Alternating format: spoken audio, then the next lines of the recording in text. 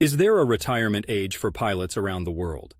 Walking through all those terminals and watching pilots stride by with their crisp uniforms, you can't help but wonder what sort of timing mechanism they have ticking over their careers, especially since they're navigating through the clouds with a cabin full of trust from passengers down the back. Yes, there is. Regulatory bodies worldwide often put an upper limit on the age that commercial pilots can command an aircraft, and it's typically 65 years old. So why 65?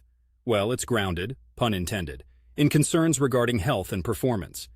As pilots age, the worry is that their reflexes, cognitive abilities, or health might not align with the sky-high safety standards needed for flying. In the U.S., the Federal Aviation Administration, FAA, caps the age at which pilots can operate commercial airliners. But it's not an abrupt stop at 65. Once a pilot hits 60, a co-pilot must be under that age to balance things out. You wouldn't want a situation akin to driving with your grandparents and all of a sudden both are squinting to read the road signs. Not exactly confidence-inspiring at 35,000 feet.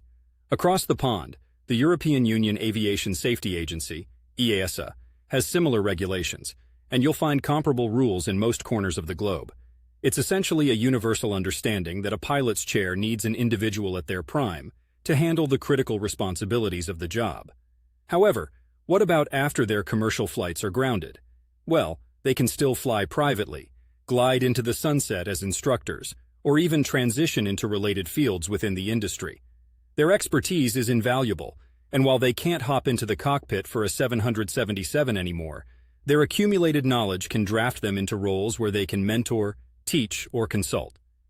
Here in Portland, I often hear stories from retired pilots who've picked the perfect time to transition into less demanding roles. It's about finding that sweet spot in your career where you're ready to step back, but you can still contribute your life's work to the field you love. Birds have to leave the nest eventually, but that doesn't mean they stop flying. They just find new skies to soar in.